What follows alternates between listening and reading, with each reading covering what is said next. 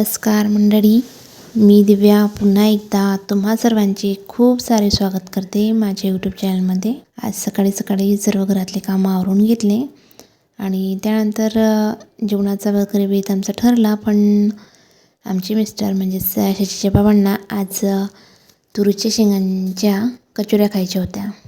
मग म्हटलं नाश्त्यामध्ये बनवते, पण त्यांचं म्हणणं चला नाही नाश्ता खायला की मग परत जेवण करावं असं वाटत नाही वगैरे वगैरे वगैरे खूप सारे कारणं त्यांनी मला दिलं। म्हटलं ठीक आहे, मी जेवणामध्येच कचोऱ्याही बनवते, जेवण करा थोडं थोडं सोबत कचोऱ्याही खाऊयात। तर मग मी सकाळी जेवणाचंच थोडं उशिरा सुरू केलं। तर आमचा स्वयंपाक वगैरे झाला तेवढ्यातच आमच्या गावात गजानन महाराजांच्या मंदिरामध्ये खूप नवीन नवीन कार्यक्रम ते आता आयोजित करत आहेत। त्या ठिकाणी ते देणग्या वगैरेही घेत आहे। तर आमच्या इथूनही आम्ही देणगी दिलेली होती। त्या देणगीनिमित्त त्यांनी आम्हाला रिटर्न गिफ्ट म्हणून गजानन महाराजांचा छान असा फोटो दिलेला आहे। तर आपण व्हिडिओमध्ये बघू शकता। तर आजच तो फोटोही आमच्या घरी आलेले आहेत। तर गजानन महाराज आमच्या घरी आलेले आहेत। त्यांचं म्हणणं झालं की आता गुरुवार येईल, तर गुरुवारच्या आधी आम्ही जेवढेही ज्यांनी ज्यांनी देणग्या दिला त्यांना हे फोटो रिटर्न गिफ्ट म्हणून देत आहोत। तर ते प्रत्येकाच्या घरी जाऊन त्यांना ते फोटो देत आहेत। तर हे बघा, आपण बघू शकतात किती छान असं गजानन महाराजांचा फोटो आहे। त्यांनी सर्व जे फोटो आहेत ते घरीच बनवून घेतलेत। त्यांनी यामध्ये आमच्या गावचं जे मंदिर वगैरे आहे गजानन महाराजांचं तेही मागे घेतलेलं आहे। मागे बॅकग्राऊंडला मंदिराचा फोटो आहे आणि समोर गजानन महाराजांचा फोटो आहे। तर असं छान असा गजानन महाराजांचा फोटो आमच्या घरी आलेला आहे। आम्ही तो फोटो वगैरे बघितला तेवढ्यातच शशीचे बाबाही आले आणि त्यांचं सुरू झालं, चला लवकर बनवू कचोरी, मला भूक लागली। म्हटलं ठीक आहे, आता 11 वाजूनच गेले होते, म्हटलं पटपट करते, तर चला कचोरी बनायला घेऊयात। तर आता तुरीच्या दाण्यांच्या कचोऱ्या म्हटलं म्हणजे सर्वात आधी लागतील ते तुरीचे दाणे। तर इथं मी अर्धा किलो तुरीचे दाणे घेतलेले आहे। तर अर्धा किलो शेंगा घेतल्या होत्या, त्याचे इथं दाणे काढून घेतले। सोबतच कचोरीसाठी लागणारा बाकी साहित्य खडे मसाले वगैरे, लसूण जिरं पेस्ट वगैरे ते सर्व साहित्य मी इथं काढून घेतलं। तर चला सर्व साहित्यात आपण भाजून घेऊयात। तर सर्वात आधी आपण दाणे भाजून घ्यायचे आहेत। तर छान असे दाणे फुटतील तेवढ्या प्रमाणात आपल्याला ते दाणे भाजून घ्यायचे आहेत आणि दाणे भाजून झाल्यानंतर त्याला थंड व्हायसाठी ठेवून द्यायचं आहे। कारण गरम गरम जर दाणे आपण मिक्सरमधून काढले ना तर त्याचा एकदम गोळा तयार होऊन जात असतो, त्यामुळे आपल्याला हे थंड होऊ द्यायचे। त्यानंतर आपण त्याला मिक्सरमधून काढूयात। तर आता दाणे थंड होत आहेत तोपर्यंत आपण बाकीचे जे साहित्य आहे जसं की खडा मसाला वगैरे ते भाजून घेऊयात। तर इथं मी खडा मसाल्यामध्ये आपल्या घरामध्ये जोही थोडाफार खडा मसाला असेल तो घेऊ शकता, किंवा आपण हा खडा मसाला नाही घेतला तरीही चालतो। पण इथं मला खडा मसाला आवडतो म्हणून मी इथं दालचिनी वगैरे काही दोडा वगैरे हे जे आहेत हे 2-3 पदार्थ यामध्ये घेतलेले आहेत। सोबतच हिरव्या मिरच्या घेतल्यात। आपण इथं लाल तिखटाचाही वापर करू शकतात। आता आमच्या इथं आम्हाला हिरव्या मिरच्या आवडतात म्हणून मी इथं हिरव्या मिरच्याचा वापर करत आहे। आणि हिरव्या मिरची किंवा लाल तिखट याचं प्रमाण आपण आपल्या आवडीनुसार घ्यायचं असतं। आणि यामध्ये एक आवर्जून घेण्यात येणारी वस्तू म्हणजे शोप आणि धणे। शोप आणि धणे हे कचोरीमध्ये टाकण्यातच येतात, त्याने कचोरीला एक वेगळी अशी टेस्ट येत असते। त्यासाठी आपण धणे आणि शोप याचं प्रमाण थोडं शिल्लक घ्यायचं असतं। की आता मी इथं अर्धा किलो दाण्यांच्या कचोऱ्या करत आहे, तर मी 2 चमच धणे आणि 2 चमच शोप घेतलेली आहेत। तर आपल्याला जसं आवडतं त्यानुसार आपण याचं प्रमाण घेऊ शकतात। त्यानंतर लसूण वगैरे, मिरची आणि खडा मसाला सर्व भाजून झाल्यानंतर सर्वात आपल्याला मिक्सरला वाटून घ्यायचं आहे। तर याची आपल्याला जास्त बारीक अशी पेस्ट बनवायची नाही आहे, थोडं जाडसरच आपल्याला हे काढायचं असतं। आता आमचं घरचं थोडंसं मिक्सर खराब झालेलं आहे, म्हणजे जे भांडं आहे ते थोडं व्हायचं खराब झालं होतं, त्यामुळे मी इथं थोडाफार पाण्याचा वापर करून थोडंसं बारीक पेस्ट करण्याचा प्रयत्न करत आहे। कारण कसं आहे, एकदमही जाडं ठेवलं ना तर ते असं वाटतच नाही की ते आपण मिक्सरला फिरवलेलं आहे। त्यासाठी मी इथं थोडंसं पाण्याचा वापर केलेला आहे। आपण यामध्ये पाण्याचा वापर नाही केला तसंही आपलं मिक्सरनं बारीक जर निघत असेल म्हणजे थोडंफार जाडसर, तर तसं आपण काढायचं असतं। तर इथं मी थोडंसं पाणी टाकून जसं मला पाहिजे पेस्ट तशी बनवून घेतली, थोडीशी जाडसर अशी पेस्ट बनवली। आणि पाणी आपण टाकलंही तरी आपण जेव्हा याला फोडणी वगैरे देतो ना त्यावेळेस त्याचं जे प्रमाण आहे ते व्यवस्थित होऊन जात असते। म्हणून मी इथं थोडंसं पाणी टाकून जे सारण आहे ते वाटून घेतलं। तर बघा अशा प्रकारे हे जे सारण आहे माझं ते वाटून झालेलं आहे. सारण वाटून झाल्यानंतर आता आपण जे दाणे ठेवलेले होते थंड होण्यासाठी, ते दाणेही थंड झालेलेच आहेत. तर ते दाणेही आपण आता मिक्सरला थोडे जाडसरच असे वाटून घ्यायचे आहे. जास्तही बारीक अशी पेस्ट त्याचीही आपल्याला बनवायची नसते. आपण कचोरीसाठी कोणते दाणे घेत आहे त्यानुसारही आपण दाणे हे फिरवू शकतात. कारण कसं आहे, जर आपण जास्त जाडसर दाणे घेतले तर त्याला थोडं जास्त एक किंवा 2 वेळा मिक्सरला फिरवावं लागतं. आणि जर ते दाणे नरम असले, बारीक असले, कोवळे दाणे असले तर तिथं एका फेऱ्यातच दाणे जे आहे ते बारीक होऊन येत असतात. तर आपण आपले दाणे कोणते घेत आहे त्या हिशोबाने आपण मिक्सरला वाटून घ्यायचं असतं. तर इथं माझे जे दाणे होते ते मिक्स होते. काही दाणे जास्त बारीक होते तर काही जास्तच भोरट म्हणजेच की जाडसर दाणे होते. त्यामुळे मी थोडंसं 1-2 फेर मिक्सरला फिरवून घेतला. आणि हे बघा अशा प्रकारे माझ्या दाण्यांचं टेक्स्चर जे आहे ते आता इथं तयार झालेलं आहे. तर आता हे दाणे फिरवून घेतले आणि यातीलच थोडंसं जे सारण आहे ते मी शेचीसाठी काढून ठेवते. लहान आहे ना तर ती तिखट वगैरे खात नाही. तिच्यासाठी तिखट न टाकता मी थोडंसं जे सारण आहे ते बाजूला काढून घेतलं. त्यामध्ये मीठ वगैरे मिक्स करून घेतलं, काही चाट मसाला वगैरे टाकला आणि याची कचोरी मी तिला बनवून देणार आहे. आणि तर चला आता बाकी सर्वांसाठी फोडणीचं साहित्य तयार करते. तर फोडणी द्यायसाठी मी इथे एक कढई ठेवलेली आहे. त्यामध्ये थोडंसं तेल टाकलं आणि तेल तापल्यानंतर आपला जो मसाला आहे तो मसाला इथं मी आता भाजून घेणार आहे.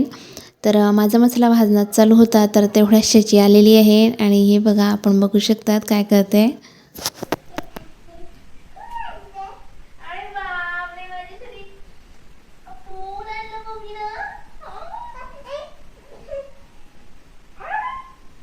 फुल दिसू द्या ना, तुमचं फुलच नाही दिसलं.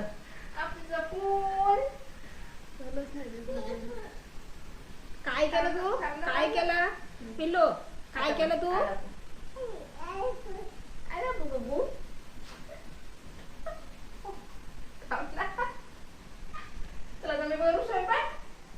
आपण बघितलं ना, मुलं आजकाल काय काय करतील काही सांगता येत नाहीत. आणि जसं बघतात ना, तर टी व्हीमध्ये वगैरे तेच ते करत असतात. तर तशाची ही टी व्ही, मोबाईल जास्त प्रमाणात बघायला लागली ना, आजूबाजूचं हे वातावरण हे ते खूप काही ऑब्झर्व करत असतात मुलं. त्यानुसारच ते वागतही असतात. तर असो चला, तर आता आमचा लाड वगैरे करून झाला आणि शेची आता समोर गेलेली आहे. तोपर्यंत मी जे मसाला आहे तो छान प्रकारे फोडणी देऊन देते. तर मी तर तेल ठेवलेलं होतं तापायला. तेल तापल्यानंतर त्यामध्ये जो मसाला वाटलेला होता तो टाकला, त्याला व्यवस्थित परतून घेतला. त्यामध्ये जे जे पाणी होतं मी टाकलेलं ते व्यवस्थित ऑब्झर्व झाल्यानंतर त्यामध्ये थोडंफार जे घरामध्ये गरम मसाले वगैरे असतात ते टाकायचे. आणि ते टाकून झाल्यानंतर आपल्याला त्यामध्ये आपण जे दाणे वाटून घेतले ते दाणे टाकून द्यायचे. आणि आता सर्वात शेवटी त्यामध्ये आपल्याला हळद आणि मीठ टाकायचं आहे. आणि वरतून थोडासा सांबार टाकून द्यायचा. सर्व व्यवस्थित मिक्स करून द्यायचं आणि गॅस बंद करून हे सारण आता आपल्याला थंड होण्यासाठी ठेवून द्यायचं आहे. आता आपलं हे सारण थंड होतं आहे तोपर्यंत एका साईडला मी इथं पाणी गरम करायसाठी ठेवलेलं आहे. कारण आता आपल्याला कचोरी बनवायसाठी कणिक मळून घ्यायची आहे.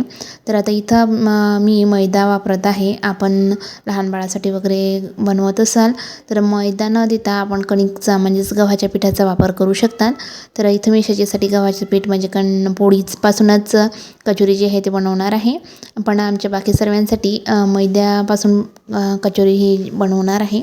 कारण मैद्याची कचोरी खायला ही कुरकुरीत लागते आणि टेस्टही त्याची खूप छान येत असते. तर इथं मी अर्धा किलो मैदा घेतलेला आहे. त्यामध्ये थोडंसं मीठ टाकलं आणि गरम पाण्याने मी हा जो मैदा आहे तो मळून घेणार आहे. सोबतच यामध्ये मी 2 चम्मच गरम तेल टाकलेलं आहे. तर 2 चम्मच गरम तेल, थोडंसं मीठ आणि गरम पाण्यानं ही जो मैदा आहे तो आपण छान असा मऊसर असा मळून घ्यायचा आहे. मैदा मळून झाल्यानंतर त्याला थोडंसं तेल लावून त्याला 10 ते 15 मिनटं सेट होण्यासाठी आपण ठेवून द्यायचा असतो. तर इथं मी सर्व मैदा जो आहे तो मळून घेतला, तेल वगैरे लावून त्याला 10-15 मिनटं सेट होण्यासाठी ठेवून देत आहे. तर आता मैदा सेट होतो आहे आणि इकडे आपलं जे सारण आहे ते छान प्रकारे रेडी झालेलं आहे. सारण थंड झाल्यानंतर मी त्याला एका बाउलमध्ये काढून घेतलं आणि ते कढई जी आहे ते छान स्वच्छ धुवून आणली आणि त्याच कढईमध्ये मी आता आपला कचोऱ्या जे आहे त्या तळणार आहे. तर हे सारण आहे ना खरंच खूप छान बनलेलं आहे. त्याचा खूप छान असा सुगंध दरवळतो आहे. असं वाटतं ते सारणच खाऊन घ्यावं की काय असं झालेलं आहे मला. तर मला तसंही सारण खायला आवडतं. तर मी कचोरी नाही खाल्ली तर ती सारण एक चटणी म्हणूनही आपण याचा वापर करू शकतात. तर सारण पोळीही आपण खाऊ शकतात. तर असो, तर कढई आता मी गॅसवरती ठेवलेली आहे. ते छान तापली, त्यामध्ये तेलही टाकलं आहे. आता तेल तापतं तोपर्यंत आपण कचोरीची तयारी करूयात. तर कचोरीसाठी आपण उंडा वगैरे भरून घेऊयात. तर इथं मी थोडासा छोटासा उंडा घेतलेला आहे. आपण जर जास्त जाड आपल्याला कचोरी हवी असेल तर थोडा मोठा उंडा घ्यायचा, नाहीतर आपण जसं पुरीला घेतो तेवढाच उंडा घ्यायचा.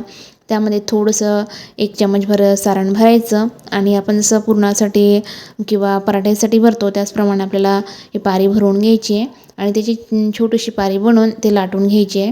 आपण जर हातावरही बनवली, जसं हातावर गोल गोल करून बनवतात तसं त्याप्रमाणेही आपण पारी बनवू शकतात किंवा आपण लाटूनही पारी बनवू शकतात.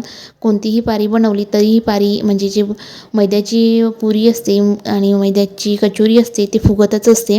कारण काही जणांचा असा समज आहे की जर आपण पाटावर लाटलं त्याला तर ते कुरकुरीत होत नाही, फुगत नाही, टम फुगलेली राहत नाही.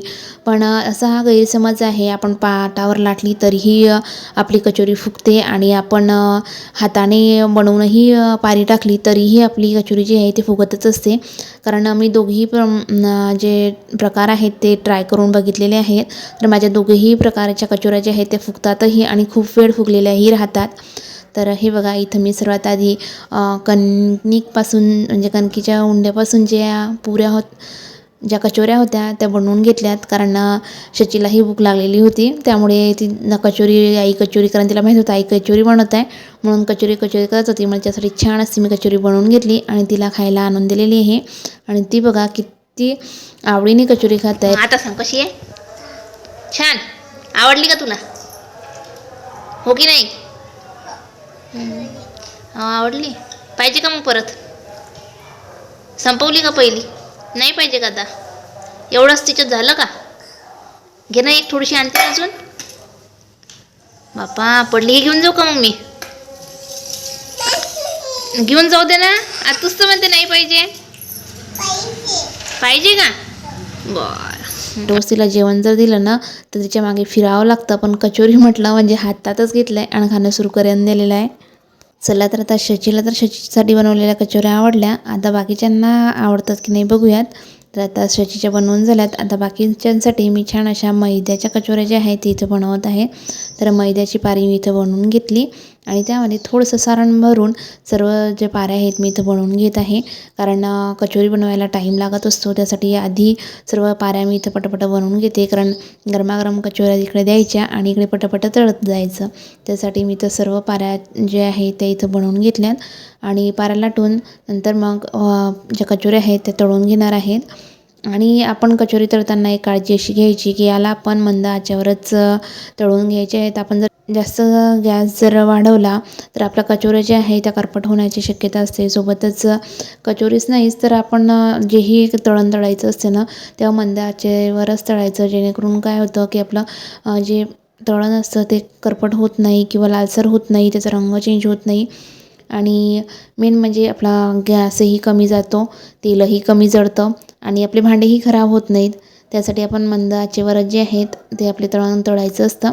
तर हे बघा, इथं मी ही छान प्रकारे मंद आचेवरती इथं कचोऱ्या जे आहे ते तळून घेत असते. आणि आपल्याला जर कचोरी फुगवायची असेल ना तर कचोरी जेव्हा आपण तळायला सोडतो त्यावेळेस त्यावरती आपल्याला वरतून झाऱ्याने थोडंसं दाबून घ्यायचं, जेणेकरून कचोरी जी आहे ना टम फुगली जात असते. हे बघा आपण व्हिडिओमध्ये बघू शकतात आणि त्यातला रंगही छान येत असतो. हे बघा किती छान अशा माझ्या कचोऱ्या इथं मी तळून घेतलेल्या आहेत. सोबतच कचोरीसोबत खाण्यासाठी हिरवी मिरची असली म्हणजे टेस्ट काही एक वेगळीच येत असते. तर छान प्रकारे इथं मी हिरव्या मिरच्याही त्याच तळणामध्ये तळून घेतल्यात आणि आता शचीचे बाबा आणि शचीची काका ह्या दोघांना गरमागरम कचोऱ्या सर्व करून येते. दोघांनीही छान प्रकारे कचोऱ्यांना बघून छान प्रकारे रिॲक्शन दिली आणि जेवणाचा टाईम झाल्या कारणानं त्यांना सुचत नव्हतं की आता जेवण करावं की कचोरी खावं, पण भूकही जास्तच लागली होती म्हणून त्यांनी कचोरीही आणि जेवणही दोघंही छान प्रमाणात केलं. तर चला, असं काही बनवायचं म्हटलं ना की खूपच भांडे वगैरे पडतात आणि पूर्ण दिवस त्यामध्ये निघून जात असतो. माझंही असंच झालं. माझा पूर्ण दिवस आज किचनमध्येच गेल्यात आणि संध्याकाळचा स्वयंपाक सर्वात आवरून मी शचीला बघायला आली. तर शचीचं काय चालू आहे तर शचीचं तिच्या बाबांना म्हणणं चालू आहे, बाबा खेळा. बाबा खेळतात तुझ्यासोबत? बाबा मला मोबाईल पाहू नाही म्हणा.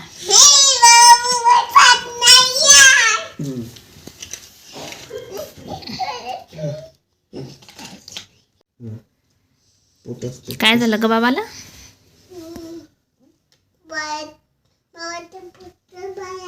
बाबाच्या पोटात बाळ आहे का? कुठं आहे बाळ? कुठं आहे पोट?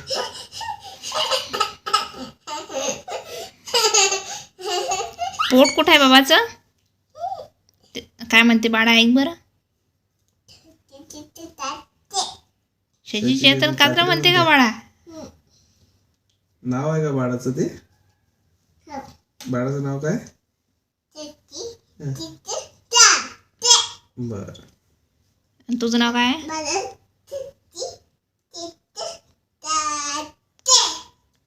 तुझं नाव काय आहे ना?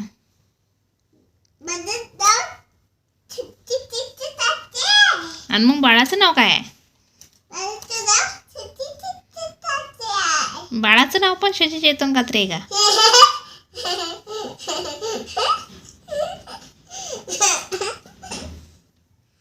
पप्पी घे ग बाळाची. का बरं?